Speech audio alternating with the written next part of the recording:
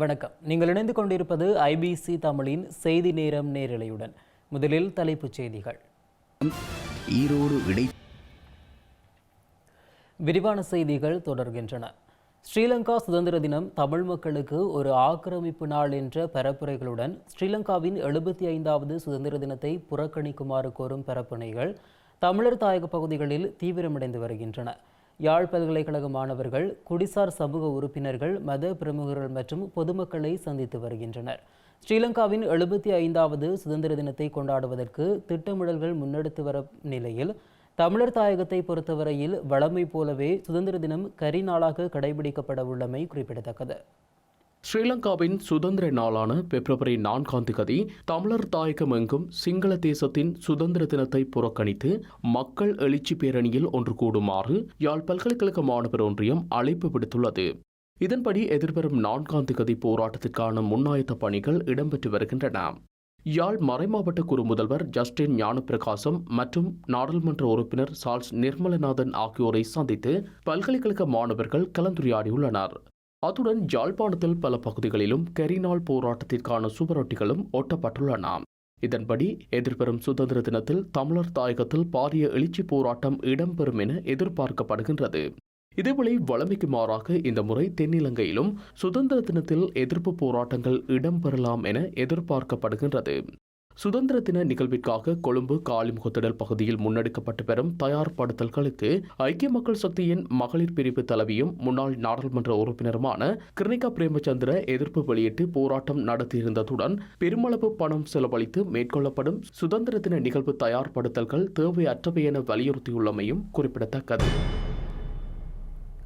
இந்த நிலையில் இலங்கையில் காணாமலாக்கப்பட்டு படுகொலை செய்யப்பட்ட ஊடகவியலாளர்களுக்கு நீதி வேண்டி மட்டக்களப்பில் கவனஈர்ப்பு போராட்டம் ஒன்று முன்னெடுக்கப்பட்டுள்ளது. கொட்டும் மழைக்கு மத்தியில் கருப்பு ஜனவரி தினத்தின் இறுதி நாளான இன்று உயிர்நீத்த ஊடகவியலாளர்களுக்கு அஞ்சலி செலுத்தப்பட்டு பின்னர் கவனஈர்ப்பு முன்னெடுக்கப்பட்டுள்ளது.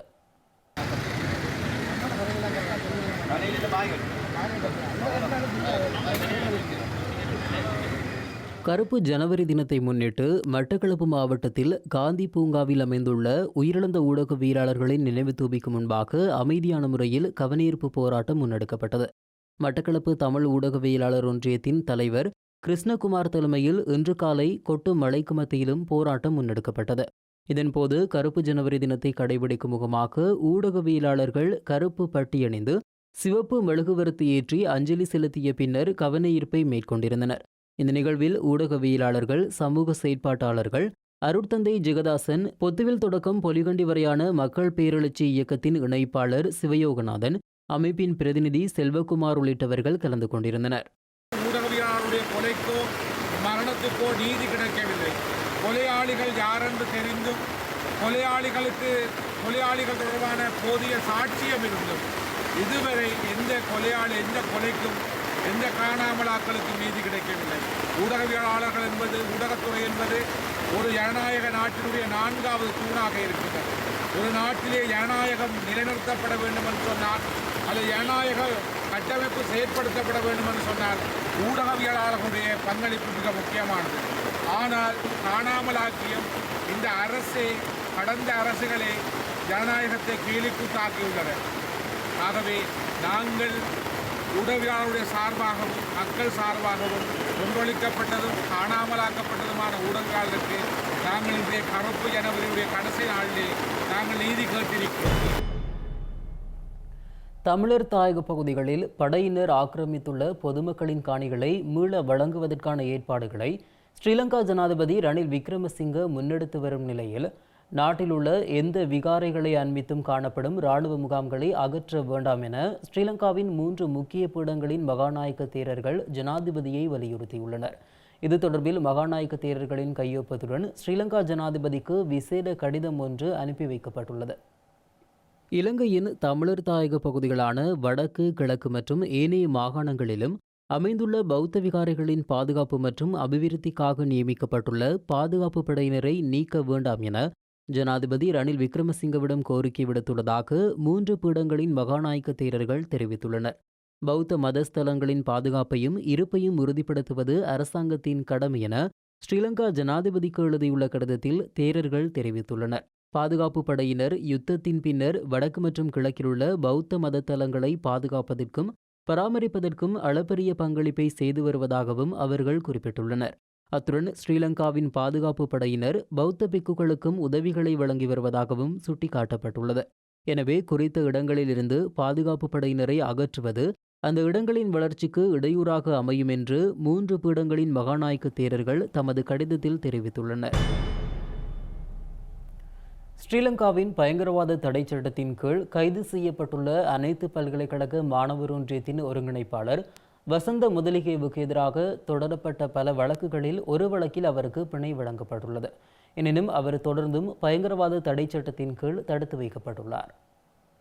இலங்கையின் அனைத்து பல்கலைக்கழக மாணவர் ஒன்றியத்தின் ஒருங்கிணைப்பாளர் வசந்த முதலிகே ஒரு வழக்கில் இருந்து பிணையில் செல்ல அனுமதிக்கப்பட்டுள்ளார். சந்தேக நபரை இன்று கொழும்பு கோட்டை நீதவான் நீதிமன்றத்தில் முன்னிலைப்படுத்திய போதே இந்த உத்தரவு பிறப்பிக்கப்பட்டுள்ளது. கடந்த செப்டம்பர் மாதம் காலிமுகத்திடல் பகுதியில் இடம்பெற்ற ஆர்ப்பாட்டத்தின் போது ஸ்ரீலங்கா காவல்துறை அதிகாரிகளின் கடமைகளுக்கு இடையூறு விளைவித்த வழக்கில் இருந்தே வசந்த முதலிகே பிணையில் செல்ல அனுமதிக்கப்பட்டுள்ளார். இதற்கமைய அவரை 5 லட்சம் ரூபாய் பெறுமதியான சரீர பிணையில் செல்ல நீதிமன்றம் அனுமதி வழங்கியிருந்தது. இலங்கை எதிர்கொண்டுள்ள மருந்து தட்டுப்பாட்டை நீக்குவதற்கு உலக சுகாதார ஸ்தாபனம் தலையிட வேண்டும் என அரச மருத்துவ அதிகாரிகள் சங்கம் அவசர வேண்டுகோள் விடுத்துள்ளது. நோயாளிகள் எதிர்கொண்டுள்ள பிரச்சினைகள் தொடர்பில் பலமுறை உரிய அதிகாரிகளுக்கு தெரியப்படுத்தியும் தீர்வை பெற்றுக்கொள்ள முடியாத நிலையில் உலக சுகாதார ஸ்தாபனத்தை நாடியதாக அரச மருத்துவ அதிகாரிகள் சங்கம் சுட்டிக்காட்டியுள்ளது. மருந்து பொருட்கள் உபகரணங்கள் தட்டுப்பாடு காரணமாக இலங்கை மக்கள் எதிர்கொண்டுள்ள பிரச்சினைகளுக்கு உலக சுகாதார ஸ்தாபனம் தீர்வை வழங்க வேண்டும் என ஸ்ரீலங்கா அரச மருத்துவ அதிகாரிகள் சங்கம் வேண்டுகோள் விடுத்துள்ளது. ஸ்ரீலங்கா சுகாதார அமைச்சு உட்பட அதிகாரிகளுக்கு அவசியமான அழுத்தங்களை உலக சுகாதார ஸ்தாபனம் கொடுக்க வேண்டும் எனவும் அரச மருத்துவ அதிகாரிகள் சங்கம் வேண்டுகோள் விடுத்துள்ளது.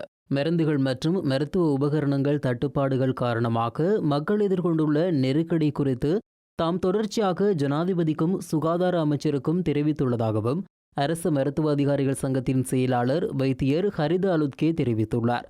தாங்க முடியாத அளவுக்கு மருந்து பொருட்களின் விலைகள் அதிகரித்துள்ளதாகவும் மருந்துகளை கொள்வனவு செய்வதில் பல முறைகேடுகள் ஊழல்கள் இடம்பெறுகின்றதாகவும் அரச மருத்துவ அதிகாரிகள் சங்கம் சுட்டிக்காட்டியுள்ளது. இந்த நிலையில் நோயாளிகள் எதிர்கொண்டுள்ள பிரச்சினைகளை உரிய அதிகாரிகளுக்கு தெரிவிப்பதன் மூலம் தீர்வை காண முடியாத நிலையில் உலக சுகாதார ஸ்தாபனத்தை நாட தீர்மானித்ததாக சங்கம் சுட்டிக்காட்டியுள்ளது. ஸ்ரீலங்காவின் தேசிய தேர்தல்கள் ஆணைக்குழு மீதான மக்களின் நம்பிக்கையை சிதைக்கும் வகையில் திட்டமிட்ட வகையில் போலியான செய்திகள் வெளியாவதாக தேர்தல்கள் ஆணைக்குழு தெரிவித்துள்ளது. அத்துடன் ஆணைக்குழுவின் உறுப்பினர்கள் அரசியலமைப்பின் பிரகாரம் உள்ளூராட்சி மன்ற தேர்தலுக்கான நடவடிக்கைகளில் ஈடுபடுவார்கள் என தேர்தல்கள் ஆணைக்குழு வெளியிட்டுள்ள அறிக்கையில் குறிப்பிடப்பட்டுள்ளது. தேசிய தேர்தல்கள் ஆணைக்குழுவின் தலைவர் உட்பட ஆணைக்குழுவின் உறுப்பினர்கள் பதவி விலக உள்ளதாகவும் ஆணைக்குழுவின் உறுப்பினர் ஒருவர் பதவி விலகல் கடிதத்தை ஜனாதிபதிக்கு அனுப்பி வைத்துள்ளதாகவும் ஊடகங்களில் வெளியாகியுள்ள செய்திகளுக்கு மறுப்பு தெரிவிக்கப்பட்டுள்ளது. தேர்தல்கள் ஆணைக்குழு உறுப்பினர் சுயாதீனமாக பதவி விலகியதாக ஸ்ரீலங்கா ஜனாதிபதிக்கு அனுப்பி வைத்துள்ளதாக குறிப்பிடப்படும் கடிதத்தின் பிரதிகள் ஏதும் தேர்தல் ஆணைக்குழுவிற்கு இதுவரை உத்தியோகபூர்வமாக சமர்ப்பிக்கப்படவில்லை என்றும் குறிப்பிடப்பட்டுள்ளது. ஆணைக்குழுவின் தலைவர் உட்பட உறுப்பினர்கள் அரசியல் அமைப்பின் பிரகாரம் உள்ளூராட்சி மன்ற தேர்தலை நடத்துவதற்கான நடவடிக்கைகளை தடையில்லாமல் முன்னெடுப்பார்கள் என்றும் தேர்தல்கள் ஆணைக்குழு அறிவித்துள்ளது. அத்துடன் தேர்தல் ஆணைக்குழு மீதான மக்களின் நம்பிக்கையை சிதைக்கும் வகையில் திட்டமிட்ட வகையில் போலியான செய்திகள் வெளியாகின்றமை அவதானிக்கப்பட்டுள்ளதாகவும் குறிப்பிடப்பட்டுள்ளது. குற்றவாளி கூண்டில் ஏற மறுத்தமை தொடர்பில் ஸ்ரீலங்காவின் முன்னாள் ஜனாதிபதி மைத்ரிபால சிறிசேனவை கொழும்பு கோட்டை நீதவான் திலின கமகே இன்று எச்சரித்துள்ளார். உயிர்த்த ஞாயிறு பயங்கரவாத தாக்குதல் தொடர்பான வழக்கு இன்று விசாரணைக்கு எடுத்துக் கொள்ளப்பட்ட போதே நீதவானால் இந்த எச்சரிக்கை விடுக்கப்பட்டுள்ளது. உயிர்த்த ஞாயிறு பயங்கரவாத தாக்குதலை தடுக்க தவறியமைக்கு எதிராக அருட்தந்தை சிறில் காமினி உள்ளிட்ட இருவரால் தாக்கல் செய்யப்பட்ட தனிப்பட்ட முறைப்பாட்டில் ஸ்ரீலங்காவின் முன்னாள் ஜனாதிபதி மைத்ரிபால சிறிசேன சந்தேக நபராக பெயரிடப்பட்டுள்ளார். இது தொடர்பான வழக்கு இன்று கொழும்பு கோட்டை நீதவான் திலின கமகே முன்னிலையில் விசாரணைக்கு எடுத்துக் கொள்ளப்பட்டுள்ளது. இதன்போது மைத்ரிபால சிறிசேன தரப்பில் நீதிமன்றில் முன்னிலையான ஜனாதிபதி சட்டத்தரணி ஃபைசர் முஸ்தபா தனது கட்சிக்கார சார்பில் தொடரப்பட்டுள்ள தனிப்பட்ட முறைப்பாட்டுக்கமைய எதிர்கால செயற்பாடுகளுக்கு மேன்முறையீட்டு நீதிமன்றம் தடை விதித்துள்ளதென தெரிவித்துள்ளார். அத்துடன் அவர் சாட்சி கூண்டில் ஏற வேண்டிய அவசியம் இல்லை எனவும் அவர் குறிப்பிட்டுள்ளார். இந்த நிலையில் மைத்ரிபால சிறிசேன பிரதிவாதி கூண்டில் ஏற வேண்டியதில்லை என எந்த இடத்திலும் குறிப்பிடப்படவில்லை என்பதை கொழும்பு கோட்டை நீதவான் திலின கமகி சுட்டிக்காட்டியுள்ளார். இதனையடுத்து முன்னாள் ஜனாதிபதி பிரதிவாதி கூண்டில் ஏறியுள்ளதுடன் இந்த வழக்கு மீதான விசாரணை மார்ச் மாதம் 17ஆம் தேதி வரை ஒத்திவைக்கப்பட்டுள்ளது. ஸ்ரீலங்காவின் 9வது நாடாளுமன்றத்தின் 3வது கூட்டத்தொடர் இன்று நள்ளிரவுடன் ஒத்திவைக்கப்பட உள்ளது. இது தொடர்பான வர்த்தமானி வெளியிடப்பட்டுள்ளதாக ஜனாதிபதி செயலகம் அறிவித்துள்ளது. ஸ்ரீலங்காவின் 9வது நாடாளுமன்றத்தின் 3வது கூட்டத்தொடரை ஒத்திவைப்பதற்கான வர்த்தமானி அறிவித்தல் ஜனாதிபதியின் செயலாளர் சமநேக்கநாயக்கவினால் வெளியிடப்பட்டுள்ளது. அதற்கமைய 9வது நாடாளுமன்றத்தின் 4வது கூட்டத்தொடர் எதிர்வரும் பிப்ரவரி 8ஆம் தேதி காலை 10 மணிக்கு ஸ்ரீலங்கா ஜனாதிபதி ரணில் விக்ரமசிங்கவால் ஆரம்பித்து வைக்கப்படும் என அறிவிக்கப்பட்டுள்ளது. இந்த கூட்டத்தொடர் முடிவடைந்து புதிய கூட்டத்தொடர் ஆரம்பமாகும் சந்தர்ப்பத்தில் சம்பிரதாயப்படி ஜனாதிபதியினால் அக்கிராசன உரை நிகழ்த்தப்படும் எனவும் ஜனாதிபதி செயலகம் தெரிவித்துள்ளது. இதற்கமைய நாடாளுமன்றத்தில் ஆற்றப்படும் அக்கிராசன உரையில் 75வது சுதந்திர தின கொண்டாட்டத்துடன் இணைந்ததாக இலங்கையில் நடைமுறைப்படுத்த தீர்மானித்திருக்கும் புதிய கொள்கைகள், புதிய சட்டங்கள் தொடர்பில் அறிவிக்கப்பட உள்ளது. அத்துடன் இலங்கையின் முன்னேற்றத்துக்காக கட்சி, இனம், மதபேதமின்றி கட்டாயமாக நடைமுறைப்படுத்த வேண்டிய வேலை திட்டம் தொடர்பான விடயங்கள் உள்ளடக்கப்படும் எனவும் அறிவிக்கப்பட்டுள்ளது. இலங்கை மனித உரிமைகள் ஆணைக்குழுவினால் மின்சார சபையின் அதிகாரிகள் ஆவணங்களில் கையொப்பமிட வற்புறுத்தப்பட்டதாக ஸ்ரீலங்காவின் மின்சக்தி மற்றும் எரிசக்தி அமைச்சர் கஞ்சன விஜயசேகர தெரிவித்துள்ளார். மின்சக்தி அமைச்சின் செயலாளர் இந்த விடயத்தை தனக்கு அறியப்படுத்தியதாக கஞ்சன விஜயசேகர தனது ட்விட்டர் பதிவில் குறிப்பிட்டுள்ளார்.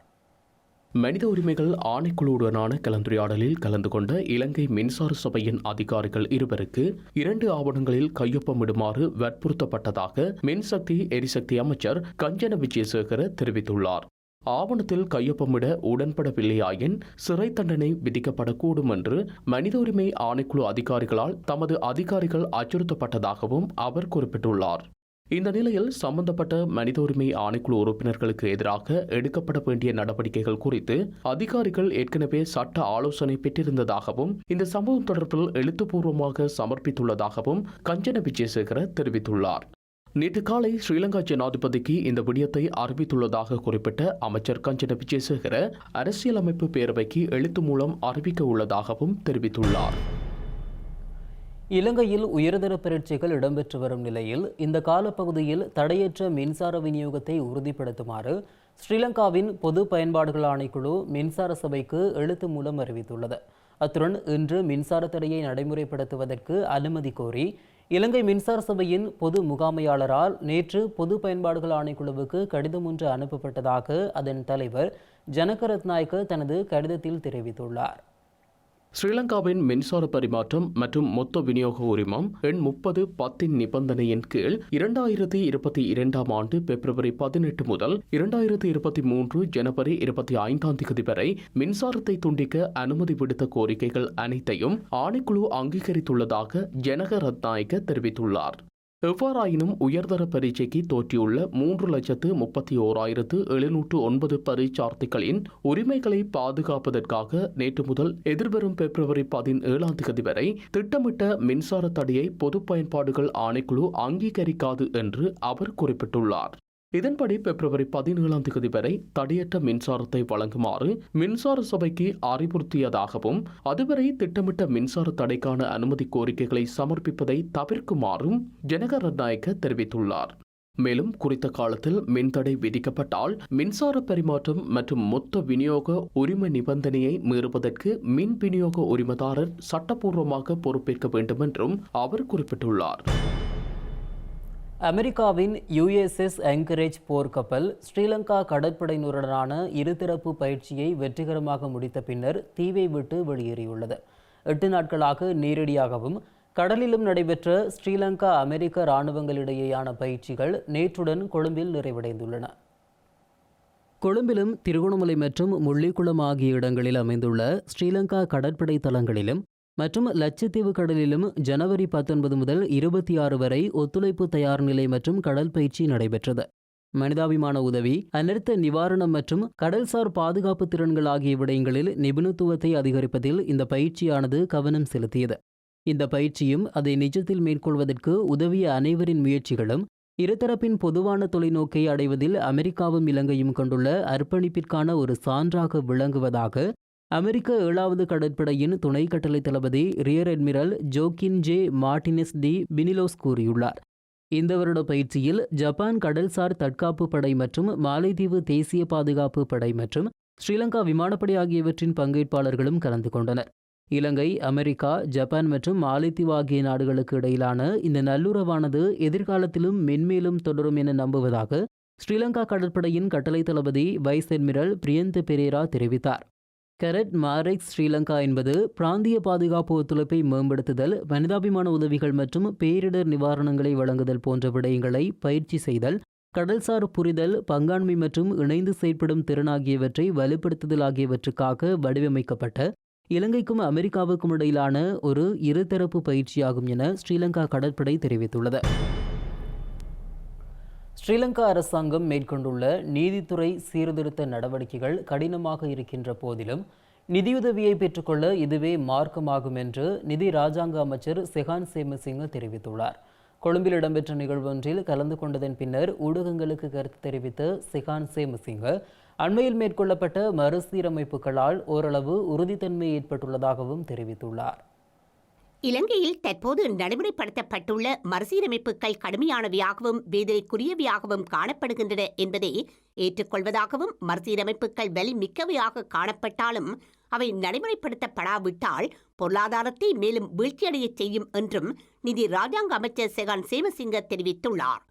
தற்போது முன்னெடுக்கப்பட்டுள்ள மறுசீரமைப்புகள் நாட்டின் நிலைமையை அடிப்படையாக கொண்டு அவதானிக்கும் போது மிக கடினமானவையாகவே உள்ளன என்பதை ஏற்றுக்கொள்வதாக குறிப்பிட்டுள்ள செகான் சேமசிங்க, எவ்வாறு இருப்பினும் வரி வருமானம் மிக குறைந்த மட்டத்தில் காணப்பட்டமையே இலங்கையை தற்போதைய நெருக்கடி நிலைமைக்கு கொண்டு சென்றதாகவும் தெரிவித்தார். தேசிய பொறிமுறையின் கீழ் தற்போது நிலவும் நெருக்கடிகளை எவ்வாறு எதிர்கொள்வது என்பது தொடர்பில் அவதானம் செலுத்த வேண்டும் எனவும் அவர் தெரிவித்துள்ளார். இலங்கையில் கடந்த ஆண்டு எவராலும் கட்டுப்படுத்த முடியாத நிலைமை ஏற்பட்டதுடன் அதன் காரணமாகவே 6 மாதங்களாக மக்கள் பாரிய எதிர்ப்பு ஆர்ப்பாட்டங்களில் ஈடுபட்டிருந்ததாகவும் செகான் சேமசிங்க தெரிவித்துள்ளார். அண்மையில் மேற்கொள்ளப்பட்ட மறுசீரமைப்புகளால் ஓரளவு உறுதித்தன்மை ஏற்பட்டுள்ளதே தவிர முழுமையான மாற்றம் ஏற்படவில்லை என்றும் அவர் தெரிவித்துள்ளார். அத்துடன் அத்தியாவசிய பொருட்களுக்கான தட்டுப்பாடு தற்பொழுது படிப்படியாக குறைவடைந்து வருவதுடன் பணவீக்கமும் குறைவடைந்து வருவதாகவும் அவர் தெரிவித்துள்ளார். கொழும்பிலிருந்து நீர்கொழும்பு வரை மெட்ரோ தொடருந்து கட்டமைப்பை நிர்மாணிப்பது குறித்து ஸ்ரீலங்கா அரசாங்கம் கவனம் செலுத்தியுள்ளது.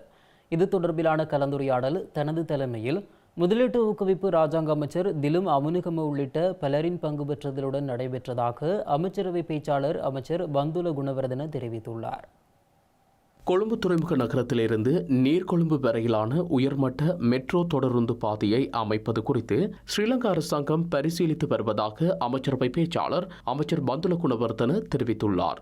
இந்த திட்டத்திற்காக தனியார் நிறுவனம் ஒன்று $2.5 பில்லியன் பெறுமதியான நிதியை முதலீடு செய்ய விருப்பம் தெரிவித்துள்ளதாகவும் அவர் தெரிவித்துள்ளார். அத்துடன் முதலீட்டு சபையின் கீழ் இந்த திட்டத்தை நடைமுறைப்படுத்துவதற்கான கூட்டு அமைச்சரவை பத்திரத்தை விரைவில் சமர்ப்பிக்க எதிர்பார்த்திருப்பதாகவும் அவர் மேலும் குறிப்பிட்டுள்ளார். இதேவேளை இந்த திட்டத்திற்காக சமகாலத்தில் தெரிவு செய்யப்பட்ட 5 தொடருந்து நிலையங்களும் அதனை அண்டியுள்ள பகுதிகளும் புதிய நகரங்களாக நவீனமயப்படுத்தப்பட உள்ளதாக பந்துல குணவர்தன மேலும் தெரிவித்துள்ளார். இலங்கைக்கு இறக்குமதி செய்யப்படும் சில பொருட்களின் தடை நீக்கப்பட்டுள்ளதாக ஸ்ரீலங்கா நிதி ராஜாங்க அமைச்சர் ரஞ்சித் சியம்பலாபட்டிய தெரிவித்துள்ளார். அதன்படி தடை செய்யப்பட்ட 1000க்கும் மேற்பட்ட பொருட்களில் 780 பொருட்களுக்கான தடை நீக்கப்பட்டு மீண்டும் இறக்குமதி செய்வதற்கான அனுமதி வழங்கப்பட்டுள்ளதாக அவர் குறிப்பிட்டுள்ளார். இலங்கைக்கு இறக்குமதி செய்யப்படும் சில பொருட்கள் மீது விதிக்கப்பட்டுள்ள கட்டுப்பாடுகள் தொடர்பில் எதிர்காலத்தில் மீளாய்வு செய்யப்படும் என ஸ்ரீலங்கா நிதி ராஜாங்க அமைச்சர் ரஞ்சித் சியம்பலாபட்டிய தெரிவித்துள்ளார். அத்துடன் நாட்டின் பொருளாதாரம் தொடர்பாக எடுக்கப்படும் ஒவ்வொரு தீர்மானமும் மிகவும் கவனமாக இருக்க வேண்டும் என அவர் குறிப்பிட்டுள்ளார். வருவாய் நிர்வாக முகாமைத்துவ தகவல் அமைப்பை வினைத்திறன் மிக்கதாக மாற்ற 2 துணைக்குழுக்களை நிறுவ அரச பொது கணக்குகள் தெரிவுக்குழுவில் உடன்பாடு எட்டப்பட்டுள்ளதாக அவர் சுட்டிக்காட்டியுள்ளார். கடந்த 2014ஆம் ஆண்டு ஆரம்பிக்கப்பட்ட இந்த அமைப்பில் 10 பில்லியன் ரூபாய் முதலீடு செய்யப்பட்டுள்ள போதிலும் அது முறையாக செயற்படவில்லை என தெரிவித்து வந்துள்ளதாக அவர் மேலும் தெரிவித்துள்ளார். யாழ்ப்பாண நிர்வாக மாவட்டத்தில் தேர்தல் வன்முறை தொடர்பான 3 முறைப்பாடுகள் பதிவு செய்யப்பட்டுள்ளதாக மாவட்ட உதவி தேர்தல் ஆணையாளர் அமல்ராஜ் தெரிவித்துள்ளார். இந்த முறை அதிகளவான வேட்பாளர்கள் களமிறங்கியுள்ளதாக குறிப்பிட்ட அவர், வேட்பாளர்கள் மற்றும் வாக்காளர்கள் தேர்தல் விதிமீறல்களில் ஈடுபடுவதை தவிர்க்க வேண்டும் என யாழ்ப்பாண தேர்தல் அலுவலகத்தில் இன்று இடம்பெற்ற ஊடக சந்திப்பில் வேண்டுகோள் விடுத்துள்ளார். எங்களுடைய மாவட்டத்தில் தேர்தல் முறைப்பாடுகளாக 3 முறைப்பாடுகள் பதிவு செய்யப்பட்டிருக்குது. சிறிய அளவிலான முறைப்பாடுகளாக அவை காணப்படுகின்றது. அதனால் எங்களுடைய தேர்தல் பிணக்குகளை கையாள்வதற்கான நிலையம் யாழ் மாவட்ட செயலகத்தில் மத்திய நிலையம் அமைக்கப்பட்டிருக்கின்றது. எதிர்காலத்தில் தேவைக்கேற்ப பிரதேச முறைப்பாடுகளை கையாள நிலையங்களை அமைக்கிறதுக்கு ஏற்பாடுகள் செய்யப்பட இருக்கின்றது. அந்த வகையிலே இந்த தேர்தலிலே போட்டியிடுகின்ற பெருமளவிலான வேட்பாளர்கள் காணப்படுகின்றீர்கள்.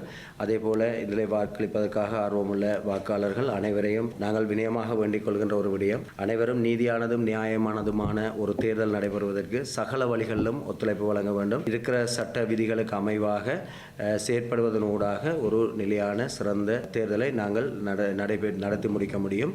நிச்சயமாக தேர்தல் என்பது ஒரு மிகப்பெரிய குழு செயற்பாடு. அனைவரும் ஒன்றிணைந்துதான் அதை வெற்றிகரமாக நிறைவேற்ற வேண்டியிருக்கும். எனவே பெருமளவிலான அரசு அலுவலர்கள் இணைந்து இந்த பணிகளிலே ஈடுபடுத்தப்பட இருக்கிறார்கள். அதே போல வாக்காளர்கள் மற்றும் வேட்பாளர்கள், கட்சிகள், சுயேட்சை குழுக்கள் அனைவருமே தேர்தல் விதிமுறைகளை சரியாக பின்பற்றி ஒரு சிறந்த முறையிலே, சமாதானமான முறையிலே, நீதியான முறையிலே தேர்தல் நடைபெறுவதற்கு ஒத்துழைப்பு வழங்க வேண்டும் என பணிவோடு கேட்டுக்கொள்கின்றோம். இலங்கையில் மக்களுக்கு தொடர்ச்சியான சேவைகளை வழங்கும் உள்ளூராட்சி மன்றங்களையும் பிரதேச சபைகளையும் உருவாக்குவதே ஐக்கிய மக்கள் சக்தியின் நோக்கம் என ஸ்ரீலங்காவின் எதிர்க்கட்சித் தலைவர் சஜித் பிரேமதாச தெரிவித்துள்ளார். தீர்வற்ற நாட்டுக்கு தீர்வு எனும் துணைப்பொருளில் ஐக்கிய மக்கள் சக்தியால் அம்பாறை தெஹியத்தக்கண்டி பகுதியில் ஏற்பாடு செய்யப்பட்ட கூட்டத்தில் கலந்து கொண்டு உரையாற்றிய சஜித் பிரேமதாச, ஐக்கிய மக்கள் சக்தியால் விழுமியம்சார் உள்ளூராட்சி மன்றங்கள் கட்டியெழுப்பப்படும் என்று தெரிவித்தார். දෙහියත්තකණ්ඩිය ප්‍රාදේශීය සභාවේ தொடர்ச்சியான மக்கள் சேவையை வழங்கும் பிரதேச சபைகள் மற்றும் உள்ளூராட்சி மன்றங்களை உருவாக்குவதே ஐக்கிய மக்கள் சக்தியின் ஒரே நோக்கமாகும். ஐக்கிய மக்கள் சக்தியில் சகல உள்ளூராட்சி மன்ற உறுப்பினர்களுக்கும் தனித்துவமான சட்ட ஒழுங்குமுறைகள் காணப்படுகின்றன. அவற்றை மீறும் எந்த உறுப்பினருக்கும் தண்டனை பிறப்பிக்கப்படும். அவர்களுக்கு எதிராக ஒழுக்காற்று நடவடிக்கை எடுக்கப்பட்டு வெளியேற்றப்படுவார்கள். எமது உறுப்பினர்களுக்கு ஒப்பந்தம் தடை செய்யப்பட்டுள்ளன. பொதுமக்களின் சொத்துக்களுடன் விளையாடுவதற்கு அவர்களுக்கு அனுமதி இல்லை. ஐக்கிய மக்கள் சக்தியால் விழுமியம்சார் உள்ளூராட்சி மன்றங்கள் கட்டியெழுப்பப்படும். வரலாற்றில் எக்காலத்திலும் ராஜபக்சக்களை ஆட்சிக்கு கொண்டு வருவதற்காக ஐக்கிய மக்கள் சக்தியோ அல்லது நானோ வீடு வீடாக சென்று பிரச்சாரம் செய்யவில்லை. நாட்டை அழித்து மக்களின் வாழ்க்கையுடன் விளையாடும் எவராலும் நாட்டை கட்டியெழுப்ப முடியாது. அரசியல்வாதிகள் உள்ளிட்ட நபர்களினால் கொள்ளையடிக்கப்பட்ட பணத்தை மீட்டெடுப்பதற்கான சட்டம் மூலம் ஒன்று நாடாளுமன்றத்தில் கொண்டு வரப்படும். சர்வகட்சி அடங்கிய ஆணைக்குழு ஒன்று அமைக்கப்படும். யாழ் பல்கலைக்கழக பேரவைக்கான வெளிவாரி உறுப்பினர்களாக மேலும் 5 பேர் பல்கலைக்கழக மானியங்கள் ஆணைக்குழுவினால் நியமிக்கப்பட்டுள்ளனர். பேரவையின் வெளிவாரி உறுப்பினர்களாக பதவி வகித்தவர்களின் பதவிக்காலம் கடந்த 15ஆம் திகதியுடன் நிறைவடைந்துள்ளது. கடந்த 16ஆம் திகதி முதல் அடுத்து வரும் 3 ஆண்டு காலத்திற்கு 9 வெளிவாரி உறுப்பினர்கள் நியமிக்கப்பட்டிருந்தனர். இந்த நிலையில் மேலும் 5 உறுப்பினர்கள் நியமிக்கப்பட்டிருப்பதாக பல்கலைக்கழக மானியங்கள் ஆணைக்குழுவின் தலைவர் சிரேஷ்ட பேராசிரியர் சம்பத் அமரதுங்க அறிவித்துள்ளார்.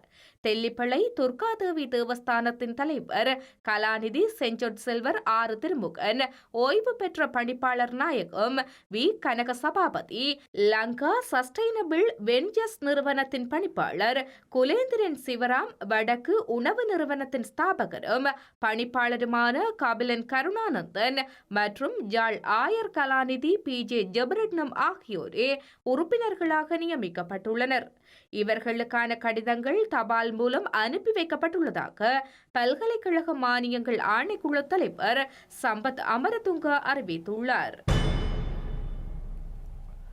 இலங்கை இந்திய தரப்புகளின் இணக்கத்துடன் கச்சத்தீவு அந்தோணியார் ஆலய வருடாந்த உற்சவத்தினை 8000 பக்தர்களுடன் நடத்துவதற்கு தீர்மானிக்கப்பட்டுள்ளது. யாழ் மாவட்ட செயலகத்தில் கச்சத்தீவு அந்தோணியார் ஆலய வருடாந்த உற்சவம் தொடர்பில் இன்று நடைபெற்ற முன்னாயத்த கூட்டத்தில் குறித்த தீர்மானம் எடுக்கப்பட்டுள்ளது.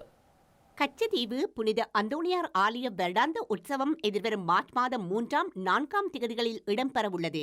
இந்த நிலையில் ஆலய வருடாந்த உற்சவம் தொடர்பான முன்னாயத்த கூட்டம் இன்று யாழ் மாவட்ட செயலகத்தில் இடம்பெற்றது. ஆலய வருடாந்த உற்சவத்தை 4500 இலங்கை பக்தர்கள் 3500 இந்திய பக்தர்கள் உள்ளடங்கலாக 8000 பக்தர்களுடன் நடத்துவதற்கு தீர்மானிக்கப்பட்டுள்ளது. அத்துடன் இதற்கு மேலதிகமாக 1000 அரச உத்தியோகத்தர்கள் மற்றும் விருந்தினர்களின் பங்கு பெற்றுதலோடு இந்த வருட கச்சதீவு அந்தோனியார் ஆலய வருடாந்த உற்சவத்தினை நடத்துவதற்கு இலங்கை மற்றும் இந்திய தரப்புகள் இணக்கம் தெரிவித்துள்ளன.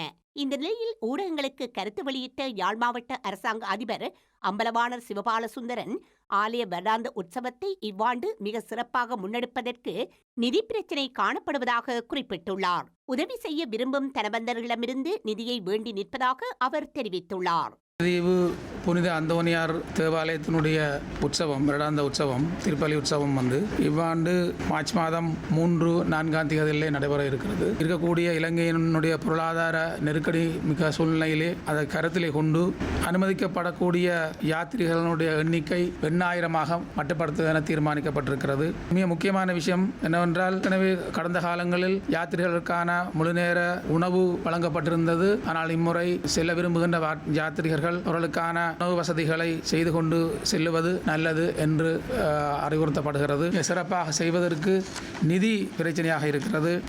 நாங்கள் நிதி வழங்கக்கூடியவர்களிடமிருந்து நிதியையும் எதிர்பார்க்கிறோம். என்று சொன்னால் இந்த முறை இந்த யாத்திரிகர்களுக்கு 2 நாட்களுக்கு உரிய முழுமையான உணவு வசதிகள் ஏற்கனவே செய்யப்பட்டிருந்தது. தற்போதைய சூழ்நிலையில் அதை கூட வழங்குவதற்கான நிலைமை குறைவாக காணப்படுகிறபடியினால் அதற்கு தங்களுக்கான உதவியை செய்யக்கூடிய கொடையாளிகள் இருப்பார்களா இருந்தால் அவர்கள் எங்களுடைய யாழ் மாவட்ட செயலகத்தை தொடர்பு கொண்டால் அவர்களுடைய உதவியை பெற்று நாங்கள் கூடுதலான சேவையை இந்த யாத்திரைகளுக்கு வழங்கக்கூடியதாக இருக்கும். யாழ்ப்பாணத்தின் மூத்த ஊடகர்களில் ஒருவரான விவேகானந்தனின் மகன் வேணிலவன் தமது வீட்டின் செல்லப்பிராணியை மீட்க கிணற்றில் இறங்கிய போது சேற்றில் சிக்கி பலியாகிய துன்பியல் சம்பவம் இடம்பெற்றுள்ளது. கிளிநொச்சி உதயநகர் பகுதியில் இந்த சம்பவம் இன்று காலை இடம்பெற்றது. வீட்டு நாய் கிணற்றில் விழுந்ததை அடுத்து அதனை மீட்பதற்காக வலிமை குறைந்த கயிற்றின் உதவியுடன் இறங்கிய போது கயிறு அறுந்ததால் கிணற்றில் விழுந்த அவர் சேற்றில் புதைந்த நிலையில் மரணித்துள்ளார். தனது மகனை நீண்ட நேரமாக காணாத தந்தை அவரை தேடிய போதே இந்த சம்பவம் தெரிய வந்துள்ளது. இந்த சம்பவத்தால் இன்று உதயநகர் பகுதி சோகத்தில் மூழ்கியிருந்தது. மேலும் சில உள்நாட்டு செய்திகள் தொடர்கின்றன.